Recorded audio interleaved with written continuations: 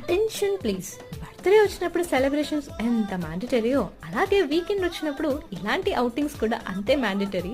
అదే అండి, చిన్నగా వర్క్ అయిపోయిన తర్వాత ఈవినింగ్ ఇంటికి వచ్చాక ఈ వీకెండ్ అంటే ఈ వీక్లో తిరిగి తిరిగి అలసిపోయి ఉంటాం కదా. సో మరి ఆ అలసటకు చిన్న సెండ్ ఆఫ్ ఇద్దామని చెప్పేసి బయటకు వచ్చాను.